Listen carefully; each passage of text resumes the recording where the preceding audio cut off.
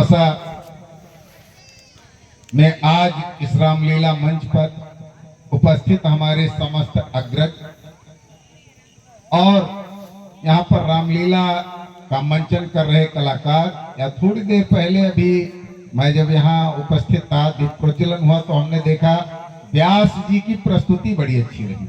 हम आप सभी को सादर नमन, वंदन, अभिनंदन तो करते ही हैं, साथ ही साथ किसी भी कार्यक्रम की सफलता वहाँ की उपस्थित जनता जनार्दन दर्शक से होती है।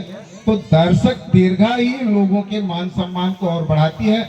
ऐसे हम हमारे अग्रजों का मान सम्मान बढ़ाने के लिए और इस कार्यक्रम को सफल बनाने के लिए उपस्थित यहाँ के जनता जनार्दन को हम नमन करते हैं, क्योंकि लोकतंत्र में तो जनता ही जनार्दन होती है, वही द्वारकाधीश होती है और जनता में ही वास्तव में ईश्वर का वास होता है। आज के इस आधुनिक परिवेश में जहां पर सोशल मीडिया, यूट्यूब का जमाना है, जिसके आगे अखबार कौन का है, टेलीविजन भी लोग देखना बंद कर दिए हैं, उस परिदृश्य में अगर यहाँ पर रामलीला का मंचन हो रहा है और इतने लोग मंचन देखने आए हैं, तो निश्चित तौर पर ये बहुत बड़ी बात है। कहीं न कहीं भले ही तमाम लोग राम और राम के अस्तित्व तथा सनातन धर्म पर रोज अंगुली उठाने का काम करते हो, लेकिन आपकी उपस्थिति बताती है कि हम तब भी राम के थे, फिर अब भी राम के हैं और आगे भी राम के रहेंगे। और क्यों न रहेंगे, और क्यों न रहेंगे। एक जमाना था इसी देश में, सरकार थी मनमोहन सिंह की, यहाँ पढ़ने वाले बच्चे भी होंगे, काव्य को भी पसंद करते होंगे। मैं कविता लिखता हूँ, सुनाता नहीं, क्योंकि गला हमारा गर्दभ स्वर वाला है। और हमारे स्कूल में एक कार्यक्रम हुआ था, तो एक बच्चे ने कहा था, मेरे राधे गवैया हैं, वो दीपक राग गाते हैं, इन्हें तो सुन के गदही गदहा भाग जाते हैं। तो चूंकि सुर ना हो तो गाना नहीं चाहिए, लेकिन यहीं पर अपनी एक सरकार थी मनमोहन सिंह की, मंदिर आंदोलन तो लंबित ही था, राम सेतु को तोड़ने का प्रयास हो रहा था।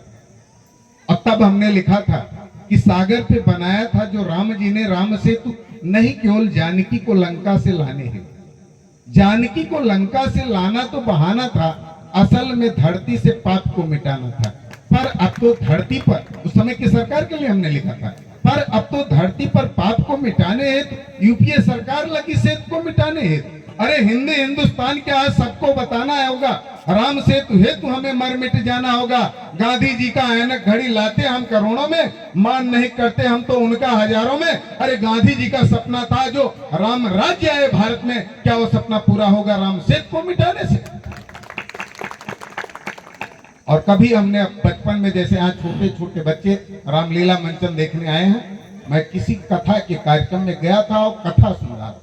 व्यास ने कहा था कि राम को यदि आदर्श मानते, राम तुम्हें भी बनना है। राम माने भगवान नहीं बनना है, प्रभुता को नहीं प्राप्त करना है। प्रभु होने के बाद भी जब मानव के रूप में भगवान अवतरित होते हैं, तो एक सामान्य मानव के तरीके से जीवन यापन करते हैं, एक आदर्श पुरुष की अपना जो है वो जीवन जीने का काम करते हैं। और उनके जीवन में आपने देखा कि समाज के लिए जहां भी कहीं भी कोई संकट था, उस संकट को उन्होंने मिटाने का और लोगों का उद्धार करने का काम किया। चाहे वो अहिल्या का उद्धार हो और चाहे तारका मारी सहित रावण सम आताताई का वध हो। तो इससे हमको भी सीख लेना चाहिए कि समाज में जो विकृतकारी लोग हैं, जो अनैतिकता को फैलाने वाले हैं, नैतिकता का पतन करने वाले हैं, उनका हमें विरोध करना चाहिए, मन महसूस करके नहीं रहना चाहिए। नैतिक धर्म के प्रति घटती आस्था, नैतिकता के प्रति घटती आस्था का ही परिणाम है कि अनैतिकता बढ़ रही। हमारे यहाँ जहाँ पति परमेश्वर होता था, पुत्र भी पुत्र देवता होता था, पुत्री देवी के रूप में मानी जाती थी, अतिथि देवता होते थे, यहाँ तक कि वृक्ष और नदियों को पूजा जाता था। वहां स्थिति क्या है, लक्ष्मी गृह लक्ष्मी होती थी पत्नी, पति पत्नी ही एक दूसरे को। आप सुनते हैं जब हमने काफी विकास किया, धर्म से हम आगे निकल गए, तो पत्नी एक दूसरे के जान के दुश्मन बने हो, आए दिन आप देखने का काम करते हैं। तो आप राम में आस्था रखते हैं कि नहीं, रामत्व में आस्था रखते हैं कि नहीं, लेकिन जो हमारा सनातन धर्म है वो नैतिकता को बढ़ाता है, नैतिक मूल्यों को बढ़ाता है। जब धर्म होगा तब नैतिकता होगी, नैतिकता होगी तो आपका जीवन सुखमय होगा, आपका जीवन सुरक्षित होगा। तो ऐसी स्थिति में धर्म के प्रति हमारा अनुराग बना रहना चाहिए। आज यहाँ आने पर हमको इस क्षेत्र के भेलमापुर के प्रधान हैं बड़े भाई दिनेश पांडे जी, पूर्व में रहे हैं और वर्तमान में भी प्रतिनिधि हैं। आपके द्वारा एक समस्या हमारे आलोक में लाई गई, जैसा कि अभी आपने बताया कि छावनी ओवरब्रिज, कोई हमारे नाम बताता अमाहट पुल। तो सही बात है कि हमने आवाज उठाने का काम किया। किसी भी समस्या के समाधान के लिए मैंने 1 रुपया नहीं लगाया, लेकिन आवाज का एक सबसे बड़ा लाभ जानिए, 2018 में स्टाम्प ड्यूटी शुल्क 550% होने जा रहा था। यानी 1 बिस्से जमीन की लिखाई अगर आप 30,000 स्टाम्प दे रहे हैं तो 1.5 लाख देने का काम करते हैं। आवाज उठाने का ही परिणाम रहा, पूरे प्रदेश में वो प्रस्ताव वापस हुआ और आज भी लोग उसका लाभ पा रहे हैं। ठीक इसी तरीके से आपने एक समस्या बताई कि भेलमापुर के नाम का क्रय केंद्र भटपुरवा में 10 वर्षों से संचालित है।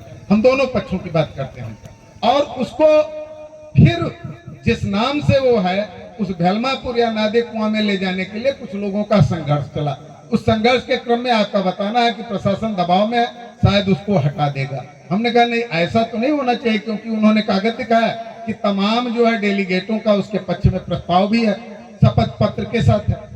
तो एक बड़ा सवाल यहाँ पर, समाज शास्त्र को पढ़ने वाले बच्चे हैं, यहाँ कभी हमें नहीं सोचना चाहिए कि हम भेलमापुर के पक्ष में हैं कि भटपुरवा के पक्ष में। जिस गांव के लोग लड़ाई लड़ रहे हैं, प्रशासन को अगर लगे कि उनकी मांग जायज है तो उनको एक और गन्ना क्रय केंद्र दे दे। लेकिन किसी के यहाँ 10 वर्ष से सुविधा है, उसको आप वापस लो, और वो भी जो किसानों के प्रतिनिधि हैं उनके प्रस्ताव के बाद।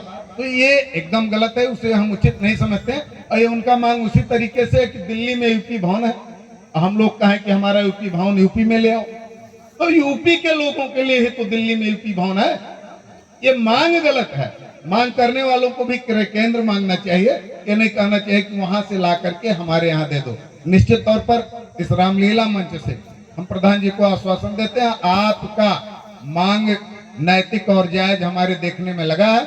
कल संख्या बल के साथ हम ज्ञापन देने का काम करते हैं, और अगर जिला प्रशासन ने कहीं राजनीति के दबाव में अगर ये अन्याय किया, राजनीति दिखता है, क्योंकि 10 साल जो क्रय केंद्र एक जगह चल रहा था, अचानक राजनीतिक कारण ही तो हो सकता है कि उसको हटाने की मांग हो रही है। निश्चित तौर पे आपके साथ अन्याय नहीं होने पाएगा, वह क्रय केंद्र नहीं हटने पाएगा। दूसरे क्रय केंद्र के लिए भी हम पक्ष रखेंगे। तो हम इस मंच से बस इतना कहेंगे कि क्षेत्र में कोई भी समस्या सामाजिक हो, हम अक्सर अपने फेसबुक के माध्यम से कहते रहते हैं, उसके लिए आप निश्चित हमको याद कीजिए, हम आपके साथ खड़े मिलेंगे। कोई भी समस्या बिजली की हो, सड़क की हो, स्वास्थ्य की हो, शिक्षा के लिए हो, लेकिन जनता की लड़ाई जनता द्वारा होनी चाहिए।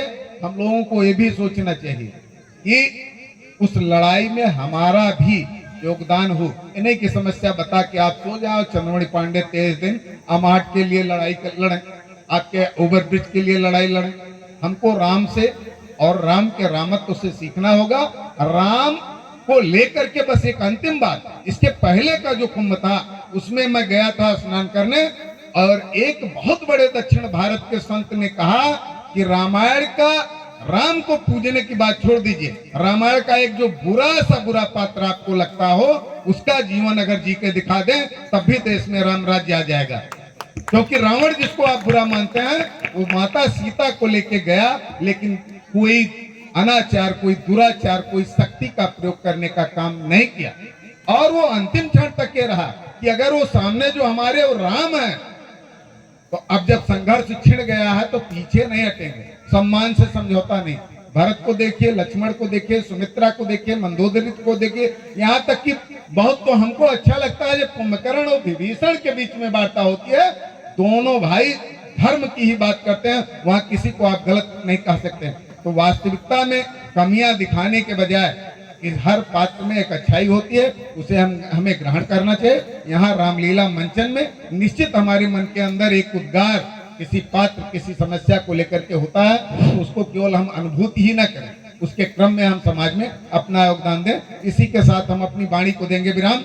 जय जय श्री राम, जय जय श्री राम, जय श्री राम। आप लोगों के भी सामने से राम का मंचन देखने आए, जय श्री राम बोलने, जय जय श्री राम, जय श्री राम, जय जय श्री राम, जय जय श्री राम। बहुत धन्यवाद आप लोगों को, आप सभी को एक बार पुनः प्रणाम।